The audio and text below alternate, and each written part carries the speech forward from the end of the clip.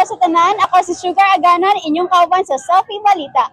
Aniat kita karon sa Baroy, Lanao del Norte, alang sa ika-76 nga araw ng Baroy o ika-19 nga Baroy Lechon Festival nga gina-celebrate matag Hunyo 10. Sa atong likod karon makita ninyo ang pagsaulog karong tuiga. Gibida na usab ang 23 ka lechon nga giparada karong adlaw. Gikalingawan kini sa mga residente tungod na costume pa kini gamit ang mga indigenous materials na asad mga sari-sari nga prutas o gulay nga gigamit nga disenyo sa ilang mga lechon. Gipangunahan kini sa lokal nga gamhanan sa Baroy aron mapromotor ang ilang malamiong mga lechon.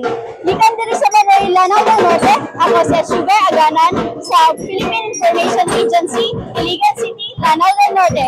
Nagdala sa istorya sa katawhan para sa katawhan. Ako ang inyong kauban sa Selfie Balita.